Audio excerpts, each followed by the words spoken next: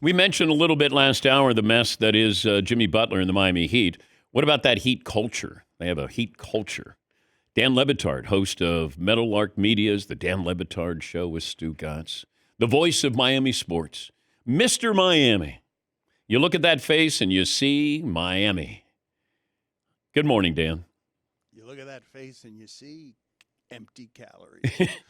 I'm offended and I'm hurt and I'm a little bit sensitive, okay? Because I do everything I can to curry favor with you. I send you gifts that get put in a back fridge during the holidays and that doesn't get seen for several days. And you only call me when there's some sort of mess in Miami, where someone's pooping on the floor, or what needs to happen that I get a phone call from you and your show at one point during my show that isn't you just calling to laugh at me because of something that you think should embarrass me about Miami sports.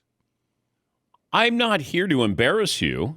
I'm here to have you enlighten us on what this means for Heat culture, Jimmy Butler, your good friend, Pat Riley, Hall of Fame coach in waiting, Eric Spoelstra. What is going on? Okay, I will say that you call me when the offensive line coach is doing blow off his desk. That is true. I did. Yeah, that is, no, I know it's true. It's every time something like this. But okay, I will entertain you coming and dining on Let's Laugh at the Miami Things. This is a mess unlike any in Pat Riley's career. He now suffers from the thing that they benefited greatly from 2010 to 2014, which is the player taking over the league with his power, and you've got a mess, Dan. The most interesting part of this to me today is you have a legend and ego at the top of the sport that is a dinosaur where he regards authority, and he is fully capable of making this a very unpleasant workplace filled with pettinesses that will suspend Jimmy Butler for the act of embarrassing him and his way in public. So it is rare that the superstar is met with someone with the ego, power, and job stability to say, okay, you want to fight about this? I'm going to make your next couple of months really unpleasant. But if the end result is going to be trading him, I'm guessing, I don't think they can coexist, why not do it now? Like, is Riley extracting something from Jimmy Butler to say, all right, I'm going to make you pay for a little while, and then I'll give you what you want? I don't know the answer to that question because it's a very private organization. Pat Riley's job is to get the best deal for Jimmy Butler. Pat Riley is petty enough, I believe, to be like, all things being pretty close to equal, yeah, I'll take some of those players I get wherever it is in Utah that I get them, and I might send you for a couple of weeks to a place you don't really want to go because go bleep yourself. He could send him to Toronto. I saw 8 trade scenarios, and I didn't think that was possible in even my hypothetical imagination, given what it is that we're talking about. But there is, look, I have watched this for many years. I once thought that Juwan Howard's contract was untradeable. There is no such thing, evidently, in the sport. But if it's Jimmy Butler for Bradley Beal, it's the 2 most difficult contracts to trade in the sport. There are no untradeable ones, but, there is one in Bradley Beal's case. That's no trade. He's got to agree with it.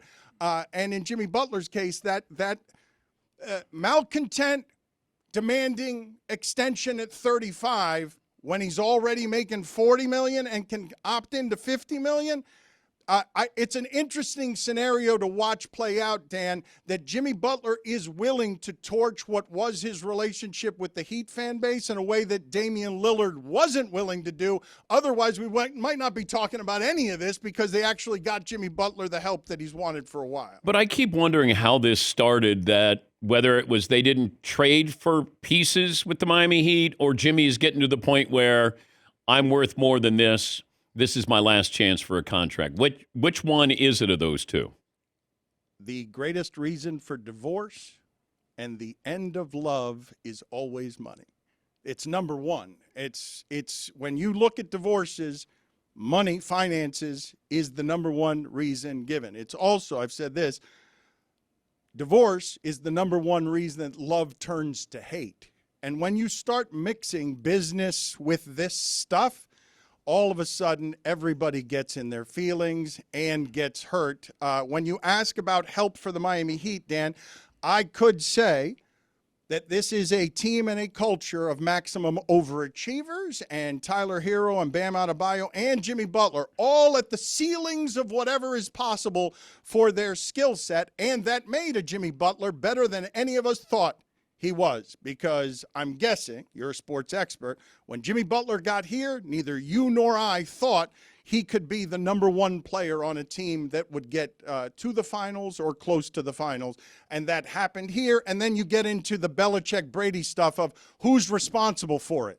Who gets the credit for this? Who gets the money for this? Hey, Jimmy, why is it that you were the best Jimmy here that there ever was? Pat Riley would say, well, I'm the reason for that. I'm the reason that LeBron was the best LeBron here. I'm the reason that Dwayne Wade was the best Dwayne Wade here. I'm the reason that Tyler Hero and Bam Adebayo and everyone is overachiever. I'd ask you this question, actually, Dan. What other basketball franchise do you feel like you have empirical proof they make players better in a way that's obvious? Organizationally, they take players who aren't all that good, and all of a sudden I see them be better than they actually have ever been. Well, I don't have a lot of answers as to who comes second there. But that's what I don't understand, that why wouldn't Jimmy want to stay in an organization that makes him better unless he feels like he's gotten as good as he can get there. Now he wants to get out to get that last contract. Yeah, it's just dollars, but I've stopped during the last 15 years, Dan, of totally understanding some things about the player empowerment movement, like the following, for example. I think it would be a great deal of fun to dominate basketball with my friends, the people I care about the most. But Kevin Durant got tired of Draymond Green after 4 years when they made it really easy to play basketball. You're a basketball player. You love basketball. You're also a team player. You're somebody who's always gotten along with egos that you have to interact with. How would it go for you if I told you, hey, Dan, here's 4 years of total dominance. It's going to be the most beautiful basketball you've ever seen. You get to pass to Steph and Clay. You got to play with Draymond, but it's going to be easy, the easiest thing in the world to be dominant. Would you get bored with that after 4 years if winning was the goal? No. Why did the Heat thing blow up after 4 years with everyone tired about it? And why are Udonis Haslem and Mike Miller saying after the fact, there was no joy in that for me? That wasn't fun. It was just all expectations, pressure. I didn't like to go to work. The fun was when we got the parade, but I didn't like fighting with everybody. I don't get it, Dan. I thought the point, if you were going to get together with your friends to win and then won, I thought that was the point. But it's not always the point. Money gets in the way of that. I feel like I riled you up here. I didn't mean to rile you up. I just wanted to give our audience a better understanding of maybe behind the curtain here. But I do like you riled up. You're like, I like riles, and I like you riled up. You do it on purpose. You're a professional agitator disguised as a professional pillar. It's infuriating. Thank you. It's something, yeah, well, but you've got the masses fooled. Everybody they don't see the dark undercurrents beneath the statuesque perfection that is your television broadcasting. Thank you. Well, it'll be on display in New Orleans, segue. That'll be February 5th. It'll be Dan interviewing Dan. More of this. People are going to be able to have more of this in New Orleans. Tickets are still available at danpatrick.com, and the location, Tipitina's in New Orleans.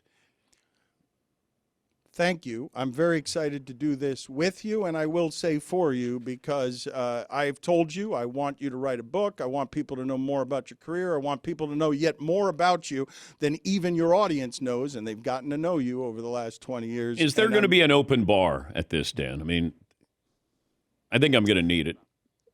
You're going to endure this. You're going to suffer this with me just because it's just going to be me showering you in compliments the whole time as you make me feel less than. Oh, look how it delights him. Look how me being less than delights him. Hey, my best to your staff. And there's some turmoil here right now. With my staff did not like so much that this was just a Dan and Dan appearance. I just needed you. I didn't need people in parrot outfits or Stu Gatz promoting his book or Mike Ryan telling me whatever he wants to tell. Like I didn't need that. This is just me and you.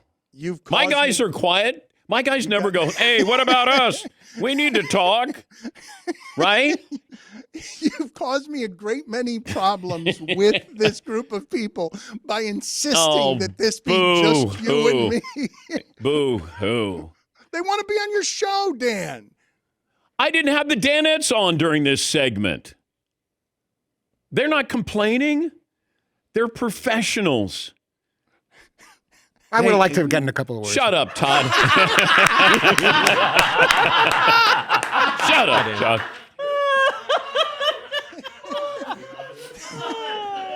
I'll see you. I'll see you in a week or so, week and a half or so. I'm looking forward to this. Wednesday, February 5th, 7 p.m. By the time I finish this sentence, that's going to be close to sold out. So people need to get over to danpatrick.com or tipatinas.com. It's going to be fun, Dan. Thank you. Thank you. That's Dan Le Batard, host of the Dan Le Batard Show, with some other guys there on his show. Some needy people. Are we free to talk now? Or we got to wait till after the break? What you do? No, you wait till after the break. Fine.